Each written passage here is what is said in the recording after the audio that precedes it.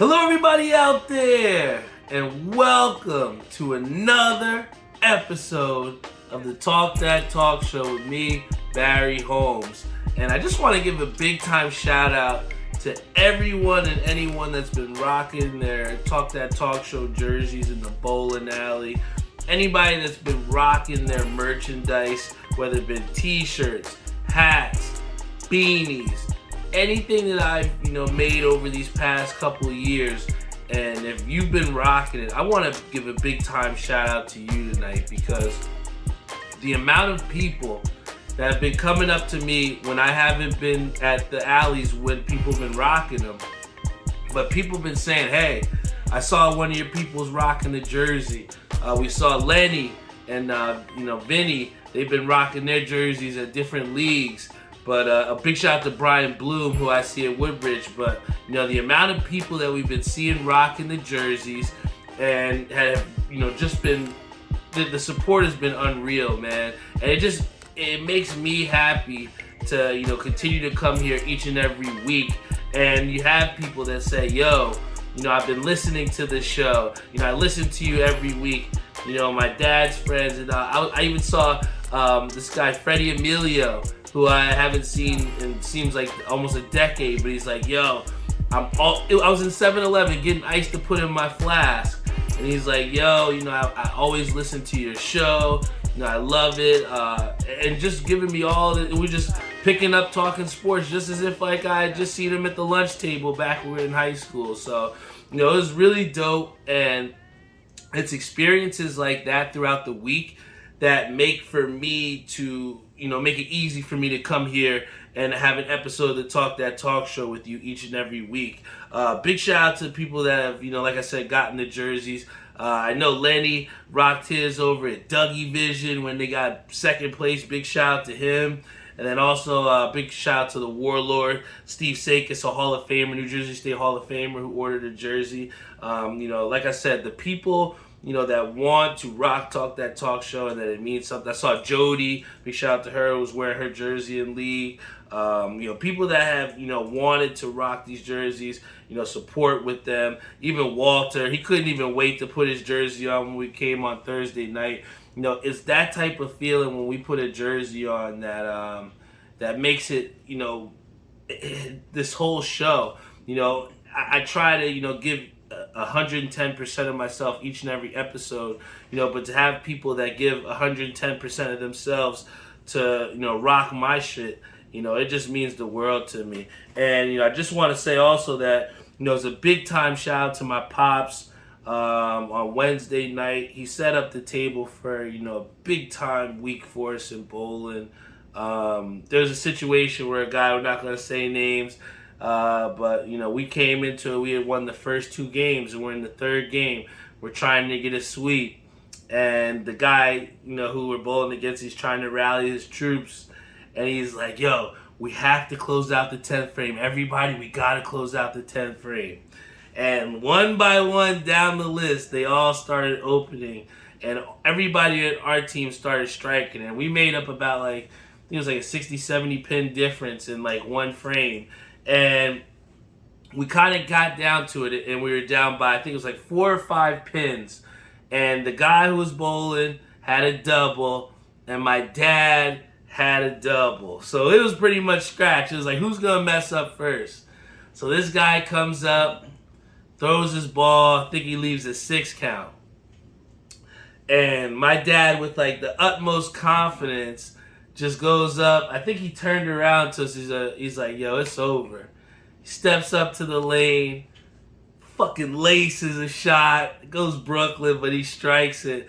And everybody that was in our team, we just started going nuts because, what we went through last season to, still be fighting it, and now we take it and reclaim first place for the first time in over a calendar year.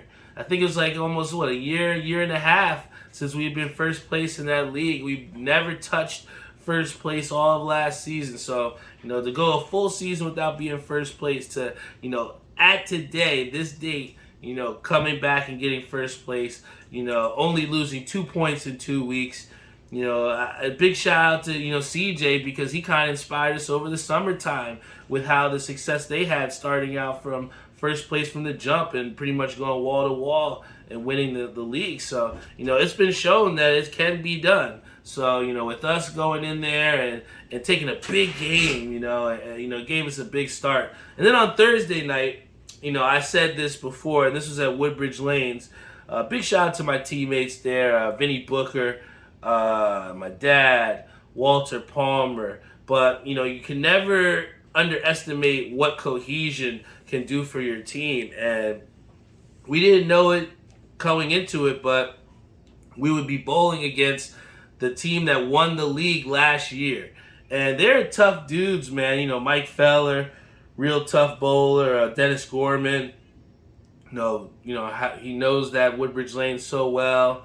They had James Joyner, who we all know he's a tough dude as well too. I've seen him multiple alleys do success.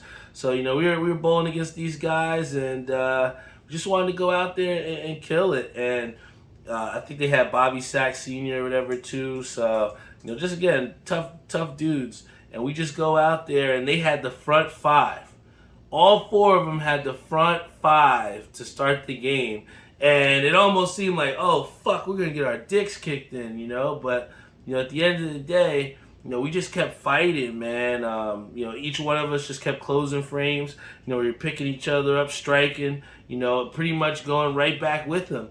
And then we looked up, and I think it was like the 9th or 10th frame. We were like, oh, yo, we got a chance to win this game. I was like, I don't know how this happened, but we got a chance to win this game. And, again, similar situation Wednesday night where, people needed to close out the 10th frame, and we did what we needed to do. And I just can't describe to you the feeling that it gives you, when you you can go into tournaments and have success and win pots and do it, and it's fun. Don't get me wrong. I love going to the pay window, but in team sports, especially in team bowling, where you need all of those parts, all your, cogs need to be working in motion, and to have it all come together in the 10th frame, it's a great feeling, man. And I was super pumped to see, what happened, when we had the chance to prove ourselves. And in this week, for us to reclaim first place for the first time in over a calendar year, take out a team that won the league last year in another league in a different alley, it just adds to the diversity that, we're trying to accomplish as being, great bowlers and putting in the work. And then, again, today, to come on a Sunday where, we have football, where you put in the UBA chat, anybody want to practice with us, and nobody's available. Nobody wants to practice, joking about not being able to practice, and still being able to go out there and say you got to get your job done so that you're ready and prepared. And we were able to have Vinny come out, my boy Lenny come out and practice, and to have those extra reps going into an event where we're going to be bowling there. We want to make a statement and have success for our first UBA match. Being the captain of this team, I just wanted to make sure that our team is prepared, and I want to also make sure I'm prepared too. So I'm excited for the opportunity that we have ahead of us. I put this Clearview Express jersey on because this was the jersey when we took first place over a calendar year ago when we were in first place. So I thought it was appropriate to rock it, and it's that same feeling that I want to have for our DIY team going into Saturday, trying to make a statement, going out there. We've put the work in. We've set up practices during the summertime. So now it's time to shine and put in that work and showcase what we've been working on. And another thing that I think was dope was this Friday. Got the good chance of taking advantage of some specials from the New York Mets. About the Talk That Talk Show annual Mets outing, the success that we had with that. Come to find out, we got the opportunity from the New York Mets to get field level tickets to the game on Friday against the Pirates, and it was a great game. We got to see Edwin Diaz. They blowed the horns to have him come out, and we got to see a home run. It was, like I said, I don't think it's Daniel Vogelback hit the home run. It was some exciting baseball, man. And beforehand, for all the people that, like me, had set up group packages for the New York Mets. Not only did we get tickets to the game, but we got pretty much like a happy hour or pregame compensated purely by the New York Mets. Big shout out to them. You gotta love that guy Cohen, man. He knows how to show some appreciation, and we were able to go in there. I think it was like from 5:10 to 8:10, so 3 hours of solid, unlimited drinks and food. It was a great time, and I'll definitely, if they wanted to tell us why I should bring a group back, just that alone made me think I'm 100% gonna bring another group to Citi Field next year, right? But the Mets sitting at right now, they're a game up over the Braves. Both the Mets and the Braves won today. But this is the most important baseball of the season, The Mets are sitting with, I think, like 93 wins.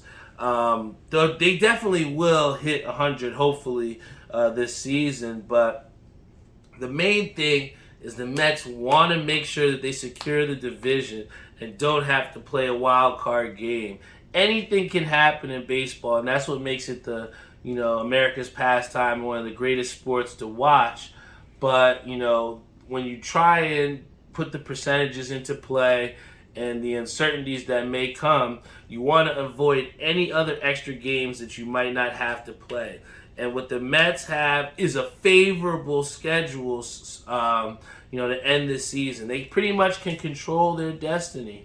I looked at the schedule, and I think the biggest thing that's going to, the biggest test of whether we make the playoffs or not is how we do in these Milwaukee Brewers series coming up. It's going to be on the road right before they go and have to play the A's, but the Brewers are a team that their season isn't over, right?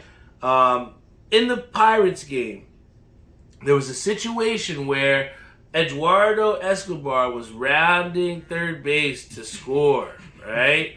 He was scoring from first base, and the third baseman for the Pirates wasn't backing up the play.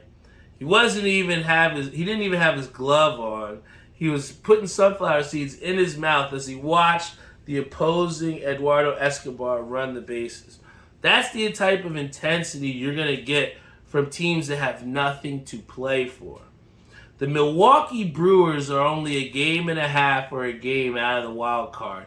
If you don't think they want to win just as mad as the New York Mets, those are some dangerous games coming up for the New York Mets. Playoff-like games. Playoff-like games against the Milwaukee Brewers are really going to show, do we make the playoffs as a wild card, or are we going to go in as division champs? Because I say they control their destiny because you have the A's, you have the Nationals who you've had success against. I think you finish up with a little bit against the Marlins, but you sprinkle in a little bit of those Braves games in there, and if you can take 2 out of 3, if you can, not get swept, pretty much get 2 out of 3 out of every one of those series, you're going to see the Mets hopefully as the division champs, especially with a chance to create some separation against the Braves late in the season with that series. So the first things first, they got to get through Milwaukee, and they cannot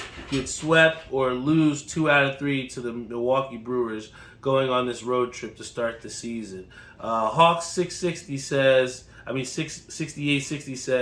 at least it's a 3-game series this year. Mets have to come to Atlanta second to last series of the season, which, like I said, is going to be very interesting. We've had success in Atlanta, but like I said, anytime the Atlanta Braves are playing towards the end of the season, they're a dangerous team, and especially with the guy. I think they said one of their guys, Matt Olson, has a big cold streak going on right now. So people like that are kind of dangerous because they're bound to catch fire at some point, and you'd hate to have it be against the Mets. And it's crazy, man. I think I saw something where one of the guys first game back, and he breaks his finger sliding in a head first slide. I think it was Ozzy Albies, I believe it was. But to have him go down, and you don't know how long he's going to be out. It's going to be interesting. This pennant race is going to be, yeah, correct. He says Ozzy Albies. But, this pennant race is going to come down to the wire. The Mets are banged up a little bit with Max Scherzer, Sterling Marte. You have the Braves who have their injuries like we talked about. So, really, it's going to come down to who wants it more. And, October baseball, I can't wait for it. Especially with just how tight this race is right now, man.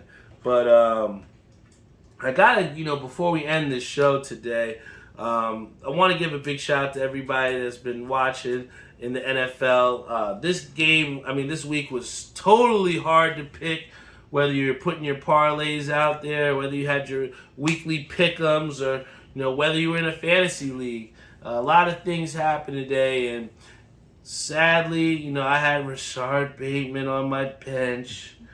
Oh, man. Sadly, I had Amari Cooper on my bench. And sadly, I started Jerry Jeudy, who got injured, and it really set my team back. And I saw a statistic. I don't know how it goes for in fantasy, but in football, they said since 2010, 18 teams have started 0-2. And since then, none of them have made the playoffs. So this was a pivotal week for a lot of teams not trying to go down to be 0-2, right? Because if you go down 0-2, the percentages say you aren't going to make the playoffs, right? Every win counts in the NFL, and I think in fantasy it's the same thing. So, I got a tough road ahead of me if I lose this week, because I'll start both leagues 0-2, which is not a great start. But going into the matchups that we did see happen this season, the New York Giants are 2-0. The last time they were 2-0, did they make the playoffs? Is it too soon to say that? I don't know. But with Dak Prescott hurt, with the Commanders losing terribly to the Lions, Eagles playing tomorrow night, we'll see what they do. But the Giants right now are your division leaders at the end of week 2. And play Cowboys next week. They do play the Cowboys next week. We're going to see, what they do. I know Cooper Rush got a big-time win today. Nobody thought that they were going to beat the Bengals. I didn't for sure, especially with a backup quarterback. But one thing a lot of people don't realize, Cooper Rush is a backup quarterback that has been throwing with confidence, man. The guy looks like he knows everything he should be doing out there. He was making some difficult throws out there, I have to admit. I was in shock. But Cooper Rush, in the 2 games he started for the Cowboys, is 2-0. Something's got to give next week. Giants, Cowboys, you better be tuned in, because I definitely will be. And a team that should get their roses today, you got to give a shout out to the New York Jets. My boy, rest in peace, Andrew Disney, he'd be really happy with the way the Jets fought today. They recover an onside kick. Then on top of that, they go and score the touchdown. The Jets, they're gritty, man. They don't have, your big time, caliber players that you would say, but the wide receiving core has shown that there is some promise there. And even with Joe Flacco going out there and playing quarterback for the Jets, he's going out there and giving that Jet team a chance to win games. And the Jet defense is just decent enough to where they're still in the games as well, too. Now, I'm not going out to say that, hey, the Jets are going to win the division, but I definitely think that even in their second week as being the Jets of this year, they're 100% a better team than what we were. I actually wanted to watch that Jet game and see what they were going to do, and thought they had a chance to win. And I can't say that I've said that in a long time. I think that another one that was actually why we had to push the start time back to this episode a little bit was we wanted to see the end of the Arizona Cardinals Las Vegas Raiders game. Big shout out to the Cardinals, because they showed that you never ever want to give up on a team. And I tell you this, Kyler Murray made some plays during that game that were phenomenal. I mean, the 2-point conversion where they said he scrambled 82 yards. It gave me vintage Mike Vick vibes, man. But even the last play, to thread the needle to A.J. Green in the end zone, that guy is a monster. And anybody that has any doubts as far as him not taking this game serious or, not wanting it as much as the next person, that's bullshit. That guy Kyler Murray can ball. He's got heart. And I seen him on the sideline, gassed. But he was still out there balling, man, and that he's earned my respect 110%. And like we said, no team has made the playoffs starting 0-2. So look at that Raiders team now starting 0-2, and look at the Arizona Cardinals who are sitting much better at 1-1 than they would have been at 0-2. I found out so Adams failed me in fantasy. Dude, that happened to me with Jerry Jeudy, man. I was so sick. He had that one catch, and then he comes up hurt. And that pretty much ended my chances at winning this week in that ESPN league. But I think another thing that goes without saying is it time to say that the Colts stink, man. You get skunked 24-0 to, I think, what was it, the Jacksonville Jaguars. Yeah. A team that was also potentially going to be 0-2. And now they get a win, they're 1-1. But, I think the Colts they're destined for... Who's their quarterback? Their quarterback is Matt Ryan right now. And, he's not looking too good. It looks like he should hang him up. He can't even score a point. Can't even manufacture a scoring drive. That's not going to bode well for your season, especially against a team like the Jacksonville Jaguars, who I'm not saying are trash. I'm not going to say they're bad. But as someone with as much experience as Matt Ryan, someone who had the leading rusher in the NFL, and you can't produce a scoring drive, I feel sorry for you, Reese. And then another team that we got to talk about is the San Francisco 49ers. Trey Lance has an ankle injury, apparently going to be out for the season. Who do you have to call? Jimmy Garoppolo. And he gritted out a couple touchdowns and looked like they did look like the 49ers were happy to have him back. That's why they say you never want to burn bridges.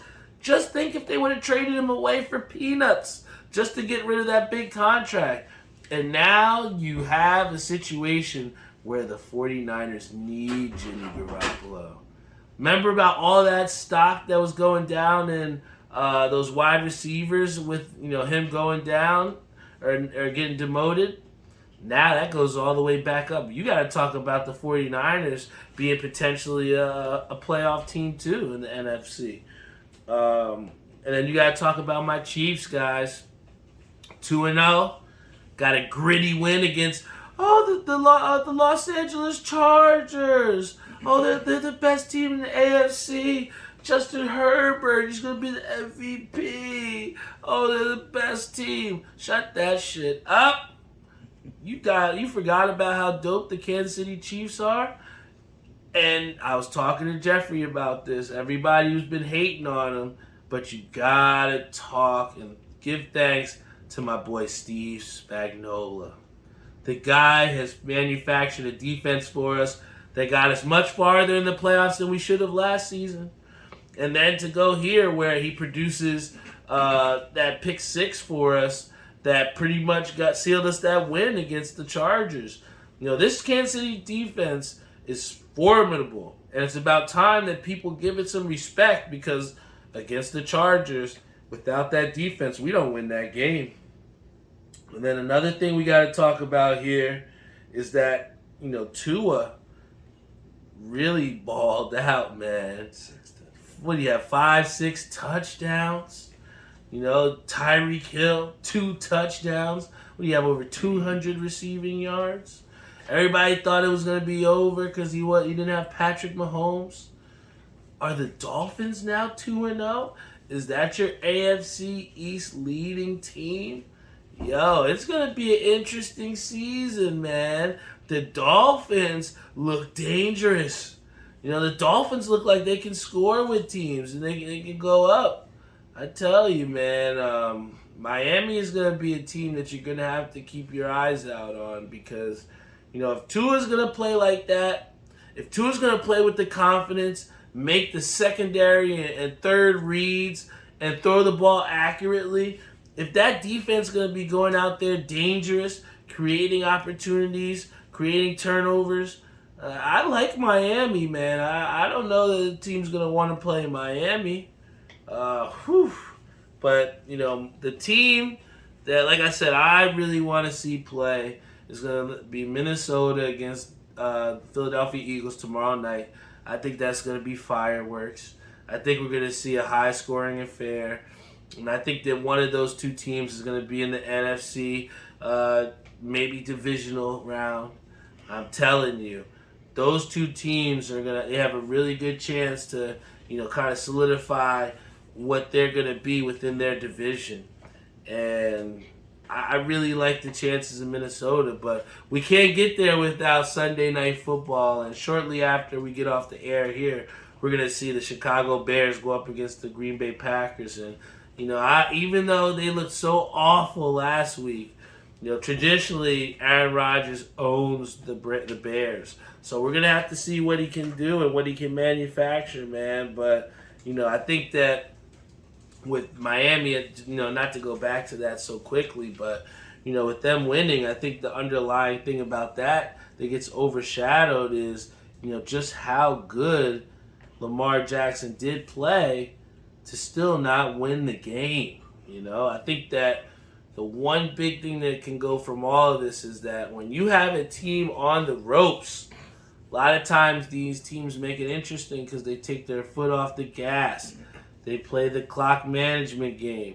They don't do the things that got them ahead in the first place. And that's how you see a lot of these comebacks happen because teams soften up. When you play not to get hurt, you get hurt, right? You got to go out there aggressive. And I think that that's what happened with the Baltimore Ravens, and they lost a golden opportunity here to really, go ahead in this division where we saw last season that they couldn't get into the postseason. So, it's going to be interesting to see what happens. It was a great, great week of football, and I think the big-time pickup for me in fantasy with Dak Prescott going down, I scooped up Carson Wentz, and I think he gave me a solid 28 points today. So, I know the Commanders didn't get the win, and my fantasy team didn't get the win. But I saw what you did for me today, Carson Wentz, and I appreciate that. The GM of Talk That Talk Show, Fantasy Football, appreciates what you did in Week 2 for our team. But, in closing, I want to thank you guys so much for tuning in to the Talk That Talk Show each and every week. Real quick, we're going to do a raffle for anyone on the air right now that's tuned in watching. I'm going to raffle off a New York Mets t-shirt that I got from the event. Here it is right here.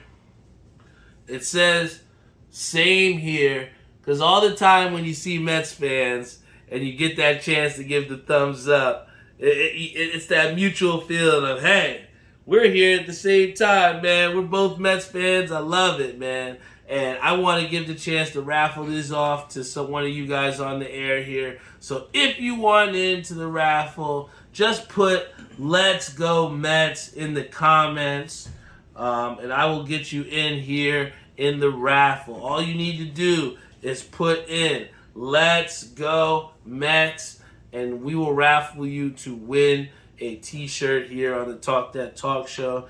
You can put on there Uncle Mickey on there. We're going to get Alvin on the raffle. We'll get Josh Heems on the raffle. And, we'll get, I think that should about do it. We'll give it about like 1 or 2 more minutes. But Brian Bloom. Oh, yeah. You put Brian Bloom on there as well, too.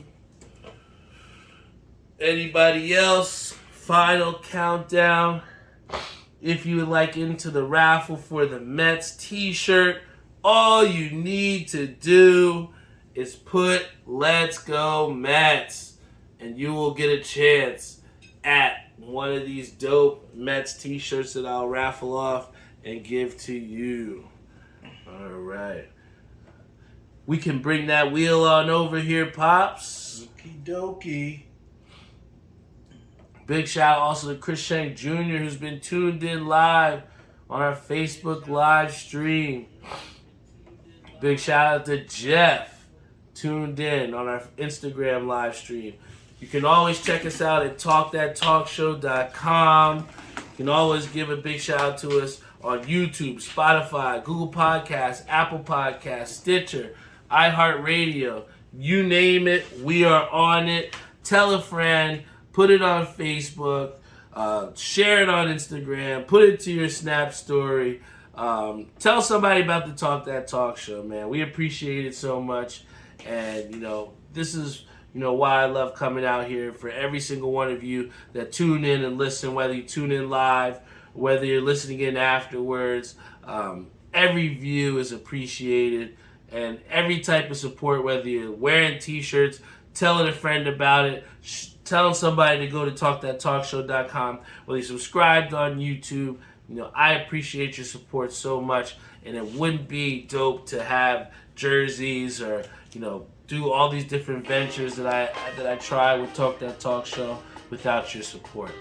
And in closing, we will do the raffle spin here. Let's see. We got Josh Heaves on here, Brian Bloom, Uncle Mickey, and Alvin. If I can get the spin here, I don't know why it's not spinning. Oh, it's spinning now. Now we got the wheel spinning. Got a little lag here. But it looks like the winner of our raffle is, I don't know, it's frozen. It's frozen. Alright. See if we can get that going one more time. Real quick, guys, in closing, the one thing that you always have to do is be prepared, because technical difficulties always happen. And here at the Talk That Talk Show, we're very flexible in trying to provide the best opportunity possible. And it looks like here we got Uncle Mickey, who has been the winner of our Talk That Talk Show wheel spin. I'm going to give your shirt over here to Pops. I'm sure he'll give it to you in the Senior League. Big shout out to you for tuning in as always. Here we are, Talk That Talk Show. About to close out here. Gotta tune into that Bears Green Bay Packers game. I love you guys.